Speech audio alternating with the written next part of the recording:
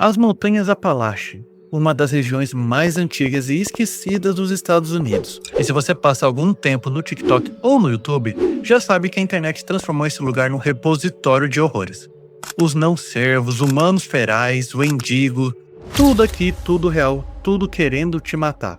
Só que a maioria do que você viu é mentira, ou pelo menos metade mentira. Hoje a gente vai destrinchar 3 dessas criaturas, de onde vieram, o que dizem sobre elas e o que a história realmente conta. Pode ser que no final disso tudo você fique com mais medo do que entrou. Mas antes da gente começar, caso você não seja inscrito, pense em se inscrever aqui no canal, dá aquele like e compartilha para ajudar a gente a continuar trazendo conteúdo desse tipo para vocês, beleza?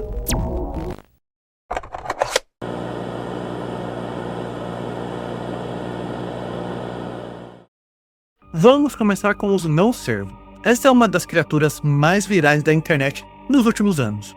Você provavelmente já viu o vídeo de um animal que parece um cervo normal, até você olhar com mais atenção. Aí algo não bate, os olhos estão no lugar errado, o jeito de andar é bem torto, como se os ossos não se encaixassem direito. E de repente a coisa se levanta nas pastas traseiras e some entre as árvores. O que é exatamente um não-servo?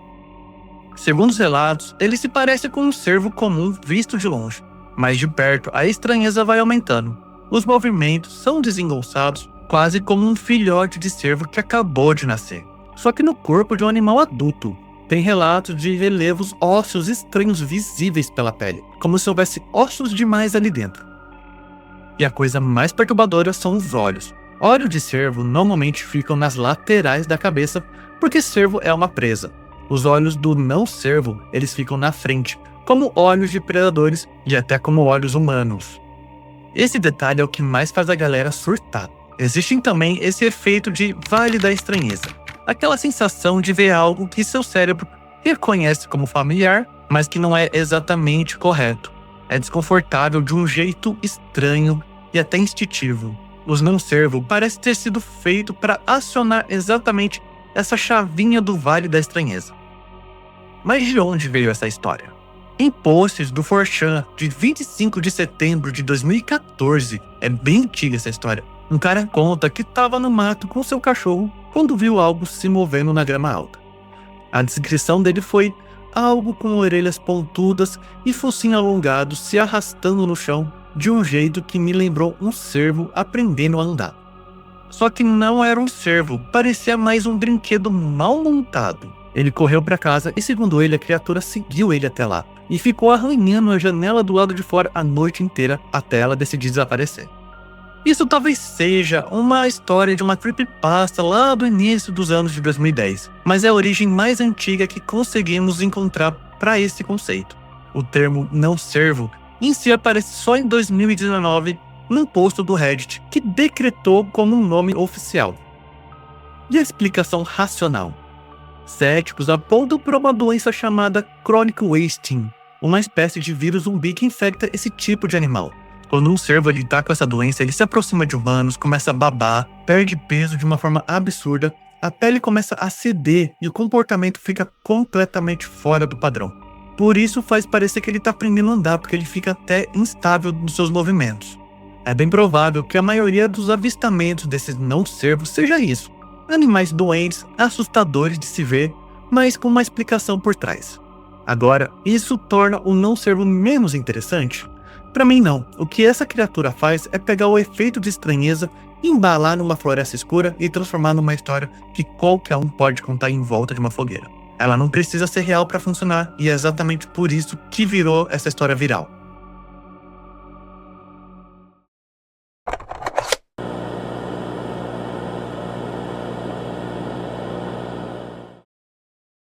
Agora a gente vai para um território um pouco mais pesado. O endigo é provavelmente a criatura mais mal interpretada da internet. Você já viu a versão popular, um ser enorme, esquelético, com cabeça de cervo, dentes ensanguentados, caminhando pela floresta. É uma boa imagem, funciona bem em filmes, mas não é isso que povos antigos transmitiram por séculos. O primeiro ponto importante, o endigo não é das Montanhas Apalache, é da região dos Grandes Lagos, no norte dos Estados Unidos e Canadá. A internet costurou os dois juntos por conveniência, mas historicamente não tem nada a ver um com o outro. O segundo ponto, mais importante ainda, o mendigo tradicional não é necessariamente um monstro físico, é um espírito, uma infecção da mente. A lenda antiga fala sobre o que acontece com o ser humano quando ele é consumido pela fome extrema, pelo isolamento, pelo frio mortal e pela desesperança. O mendigo é a personificação desse colapso, é o que você se torna quando o lado animal vence o lado humano. E existe um termo para isso, psicose mendigo. A psicose mendigo é descrita como um estado mental onde uma pessoa em situação de fome extrema passa a acreditar que a única forma de sobreviver é através do canibalismo. E vai além, passa a desejar isso de forma compulsiva, mesmo quando tem outras comidas disponíveis. O primeiro registro documentado disso vem em uma publicação chamada Jesuit Relations, um diário de missionários jesuítas que viajaram pela região dos Grandes Lagos no século XVII. Numa das entradas, eles descrevem guias locais que desenvolveram um comportamento inexplicável durante o inverno. Uma fome insaciável por carne humana, atacando outros membros do grupo como, nas palavras deles, lobisomens verdadeiros. Como a morte era o único remédio conhecido entre aquela população para conter o avanço do mal, eles foram executados. Mas o caso mais famoso de psicose mendigo e o mais perturbador é o de Swift Runner. Swift Runner era um caçador e guia da tribo Cree no Canadá, no século XIX. Por tudo que se sabe, levou uma vida normal, casou, teve 6 filhos, mas sua vida desmoronou quando os colonizadores mataram os búfalos que sustentavam sua tribo e introduziu o álcool na tribo dele. Ele se transformou, ficou agressivo, instável, sua tribo expulsou ele e a sua família no meio do inverno. Ele entrou na floresta com a mãe, o irmão, a esposa e os 6 filhos. Na primavera seguinte, um homem saiu da floresta, só ele, sozinho. Swift Runner contou uma história de desespero. Todos morreram de fome. Ele mal sobreviveu, mas a família da esposa desconfiou. Ele estava gordo demais para quem quase morreu de fome. Quando foram até o acampamento, encontraram os corpos parcialmente consumidos de toda a família. Panelas com ossos e carne, evidências de que ele havia matado e comido todos. Swift Runner então alegou que o espírito do mendigo havia tomado conta dele, que não tinha controle, que não foi ele que fez aquilo tudo. Ele acabou sendo enforcado depois disso. Agora, ele estava mentindo? Ele estava sofrendo de uma psicose real? Usou isso como desculpa? Não sabemos com certeza. O que sabemos é que esse caso ficou gravado na história como um exemplo mais concreto de tudo que o mendigo representa. E aqui tá o que me fascina nisso. Você não precisa de um monstro de 4 metros, com cabeça de cervo, para ter medo do mendigo. A versão real é mais assustadora, porque ela diz que dentro de cada um de nós existe esse ponto de ruptura. Uma linha que, se for cruzada por fome, por isolamento, por desespero, pode nos transformar em algo que não reconhecemos mais. Isso é um mendigo, não uma criatura, uma possibilidade humana.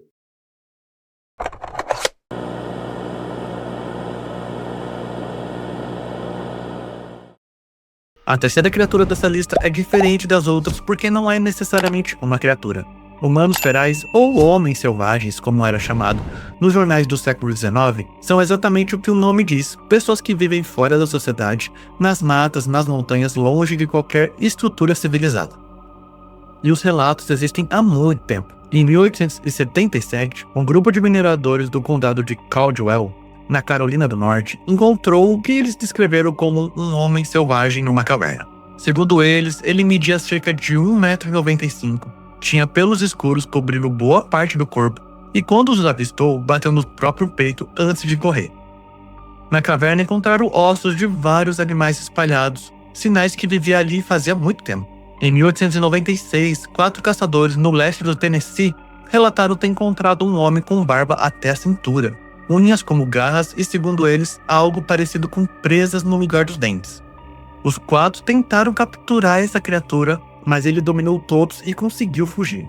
Mais tarde, um grupo maior foi enviado para a região e dessa vez conseguiram capturar ele. Foi levado para um asilo. Em 1871, em Morgantown, West Virginia, um jornal local noticiou a captura de um homem que vivia nos arredores. E a descrição era: cabelo emaranhado, roupas bem velhas e destruídas, aparência de gorila. Ele foi levado para um asilo local, onde descobriram já havia sido internado antes e solto meses depois. Esses relatos se repetem por décadas, e o padrão é sempre parecido. Alguém que foi além dos limites da sociedade e não voltou. Às vezes por escolha, às vezes por necessidade, e às vezes até porque enlouqueceu. A internet pegou esses casos, misturou com avistamentos modernos de homens peludos em trilhas e parques nacionais e transformou em mais um monstro dos Apalaches. Mas a realidade é menos sensacional e ao mesmo tempo mais triste. Nas montanhas Apalaches existem famílias inteiras que vivem isoladas, não por escolhas românticas, mas por falta de acesso. Sem estradas asfaltadas, sem internet, sem escola por perto, gerações que nunca saíram do vale onde nasceram. Quando alguém de fora avista uma dessas pessoas e não entende o contexto, o que vê parece selvagem e surreal. Mas selvagem para quem exatamente? Tem um ponto que o vídeo original levanta e que eu acho genuinamente provocador. A pessoa que vive na floresta caça seu próprio alimento, constrói seu próprio abrigo e não deve nada para ninguém. E ela é um ser selvagem por isso? Ou somos nós dentro das nossas caixas de papelão consumindo conteúdo sobre criaturas imaginárias às 3 da manhã? Não tô dizendo que é um melhor que o outro, só que o julgamento diz muito sobre quem tá julgando. E sim, existem casos de pessoas que saíram da floresta e fizeram coisas ruins, assim como existe caso de pessoas dentro da sociedade que fazem coisas ruins. Esse feral não é um monopólio de quem vive dentro do mato. Então o que a gente tem?